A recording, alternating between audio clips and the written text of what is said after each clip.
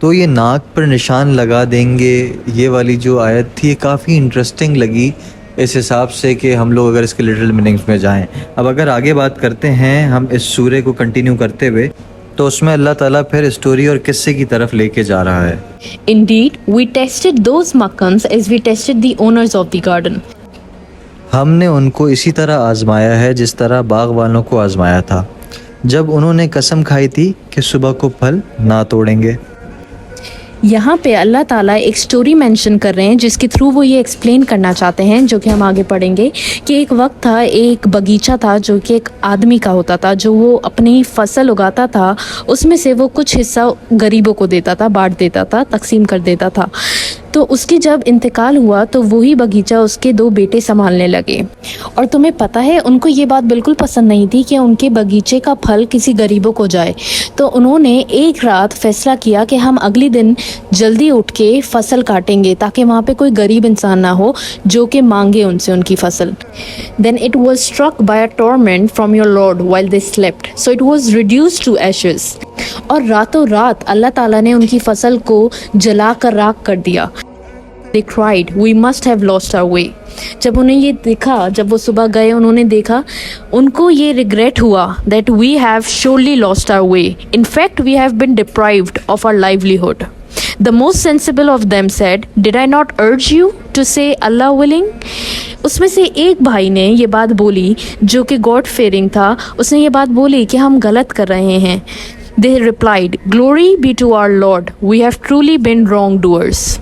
یہاں تک ان کو ریئلائز ہو گیا کہ وہ جو کر رہے تھے غلط کر رہے تھے. Then they turned on each other throwing blame. اور یہ بولنے لگے کہ بے شک ہم سرکش تھے، کہ ہم نے یہ ریئلائز نہیں کیا کہ ہمیں اللہ تعالیٰ نے جو ایک نعمت دی تھی اس میں سے کچھ اگر حصہ ہم غریبوں کو دے دیتے جیسے ہم والد دیتے تھے تو اس چیز سے ہمیں کوئی کمی نہیں ہو جاتی. We trusted our Lord will give us better garden than this, for we are indeed turning to our Lord with hope. یہاں پہ انہوں نے اپنا ریگریٹ شو کر کے اللہ تعالیٰ سے یہ ہوپ اٹیچ کی کہ بے شک ہم نے غلط کیا مگر اب ہم صحیح راستے پہ چلیں گے اور اللہ تعالیٰ شورلی ہمیں اس سے بہتر باغ دیں گے. اسی طرح اگر میں اس کی انٹرپریٹیشن کروں کہ یار کیا ہے ایسا اس واقعے میں جو آج کی جنریشن یا ہم لوگوں جیسے یوتھ جو ہے وہ اس بات کو اس قصے سے کیا سبق سیکھ سکتی ہے؟ کیا یہ صرف اس لیے ہے کہ بھائی اللہ تعالیٰ نے جو ہے وہ ہمیں یہ قصہ سنا کے یہ بتایا ہے کہ بس آپ نے جو ہے وہ اللہ تعالیٰ کی نافرمانی نہیں کرنی؟ نہیں، اس میں صرف یہ بات کا ذکر نہیں ہے. اگر آج کے حساب سے ہم اس کو سمجھنے کی کوشش کریں تو اللہ تعالیٰ بیسکلی یہ بتا رہا ہے آپ کو کہ آپ نے اپنے لوگوں کے ساتھ کس طرح سے صلہ رحمی اور ہمدردی سے پیش آنا ہے، کس طرح سے لوگوں کا خیال رکھنا ہے. جیسے ہم نے لاسٹ نفس کے بارے میں بات کری تھی، تو اس قصے میں بھی آپ کا جو بیسکلی وہ شیطان، وہ تھاٹس جو ان لوگوں کو آئی ہیں وہ بیسکلی آپ کا نفس ہے کہ آپ کو اپنے آپ کو کس طرح سے روکنا ہے. لالچ نہیں دکھانی، آپ نے اپنے مال پہ اپنی چیزوں پہ لالچی نہیں ہونا کہ یار میرا مال ہے میں کیوں کسی کو دوں. نہیں، یہ چیز نہیں کرنی. اور شیطان سب سے زیادہ جو آپ کے ساتھ مسئلے کریٹ کرتا ہے وہ مال اور دولت سے کرتا ہے. سب سے زیادہ بہکاتا ہے کہ یار میرا مال ہے میں کیوں کسی کو دوں. اور اگر مال کسی کے پاس ہوتا ہے تو اس کا دل اور کرتا ہے کہ میرا مال اور کسی طرح بڑھے، پیسہ میرے پاس اور آئے، اور زیادہ میں کماؤں، اور پیسہ میرے پاس آئے. تو یہ چیز سے اللہ تعالیٰ نے بچانے کے لیے ایک یہ پورا قصہ بیان کیا کہ بھائی پیسہ اور ان سب چیزوں سے آپ نے اپنے آپ کو ایکویلیبریم، ایک بیلنس لائف لے کے چلنی ہے. غریبوں کا بھی خیال رکھنا ہے، اپنا بھی خیال رکھنا ہے. پیسہ اسی طرح سے یا اناج اسی طرح سے اڑاتے مت رہنا ہے کہ گھر میں پڑا ہوا ہے تو ضائع ہو رہا ہے لیکن آپ کو یہ نہیں پتا کہ برابر میں یا آپ کے اپنے گھر والوں میں کون ایسا ہے جو بھوکا سو رہا ہے. True. And it's more like اللہ تعالیٰ نے یہ بولا ہے that one should not be stingy or one should not be a miser. اللہ تعالیٰ حقوق العباد پہ بہت فوکس کر رہے ہیں اس کے تھرو. اور عذاب کا ذکر اس لیے کیا کہ اگر تم اپنے نفس پہ کنٹرول نہیں کرو گے، اگر اس دنیا میں جیتے جاگتے اپنی زندگی میں اپنے نفس پہ کنٹرول کر کے اللہ کے راستے پر نہیں چلو گے تو آخرت والا عذاب جو تمہیں ملے گا اس سے تمہیں بچانے والا کوئی نہیں ہوگا. رحم دلی اللہ تعالیٰ کی جتنی بھی ہے وہ اس دنیا کے اندر ہے. جتنی ڈیل دی ہے اللہ تعالیٰ نے انسان کو وہ اس دنیا میں دی ہے. اگر یہاں سے معافی مانگ کے اگر یہاں سے بہتری کی طرف ہم نہیں جائیں گے تو ہم لوگ آخرت کے ٹائم پہ معافی نہیں مانگ سکیں گے. اللہ کہتا ہے اسی طرح عذاب نازل ہوتا ہے اور آخرت کا عذاب تو اس سے بڑا ہے اگر نہیں علم ہو.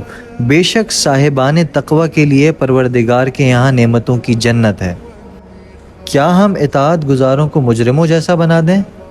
تو اللہ تعالیٰ نے بہت یہاں پہ کلیئر کر دیا ہے کہ تم تقوی اختیار کرو. تقوی اختیار کرنے کا مطلب یہی ہے کہ اپنے آپ کو اللہ تعالیٰ کے آگے جھکا دیا جائے. اللہ تعالیٰ کی جتنے بھی بتائے ہوئے رولز ہیں، اللہ تعالیٰ کی جتنے بتائے ہوئے طریقے زندگی گزارنے کے، ان کے مطابق اپنی زندگی گزاری جائے. صحیح اور غلط یہ دو ہی باتیں ہیں. اگر آپ صحیح سے ذرا سا بھی ہٹتے ہیں تو غلطی کی طرف جاتے ہیں. تو اس کا مطلب یہ ہے کہ آپ کو تقوی اختیار کرنا ہے، آپ کو صحیح رستے پہ رہنا ہے. ٹرو. اور ایسے ہی اللہ تعالیٰ نے اچھے طریقے سے صحیح اور غلط کے بیچ میں ڈفرینشیٹ کرتے ہوئے انسان کو یہ سمجھا دیا ہے. اینڈ پھر نیکسٹ ورس میں اللہ تعالیٰ نے ایک وارننگ بھی دے دی کہ اگر تم ایسا نہیں کرو گے تو یہ یاد رکھو that I only delay there and for a while but my planning is flawless. کہ میں شاید ان کا جو ایک اینڈ ریزلٹ ہے وہ ڈیلے کر دوں but my planning is flawless. It will surely come to them whoever is doing wrong or whoever is doing right.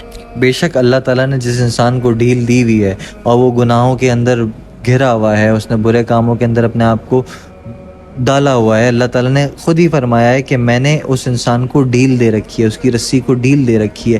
کیوں؟ کیونکہ اللہ تعالیٰ نے جو پلان کیا ہے اس سے بہتر کچھ پلان ہو نہیں سکتا. لیکن اللہ تعالیٰ جب وہ رسی کھینچے گا تب اس انسان کو اللہ سے کوئی بچا نہیں سکے گا.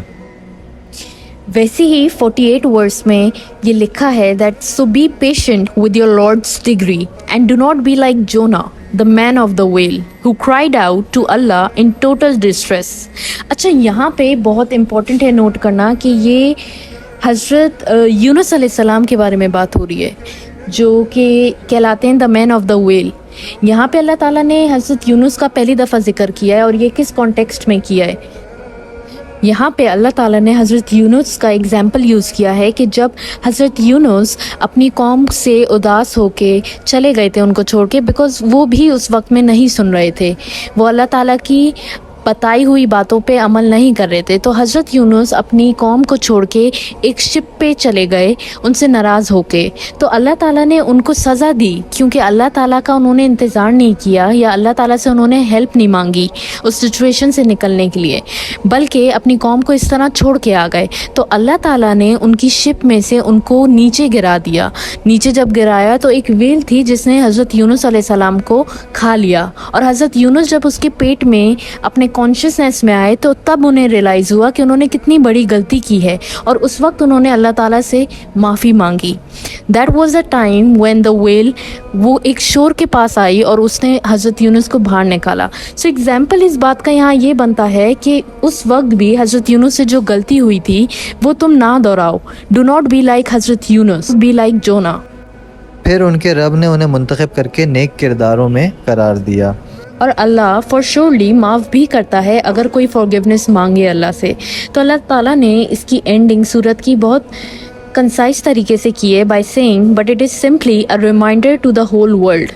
مطلب کہ قرآن تمام عالمین کے لیے نصیحت ہے.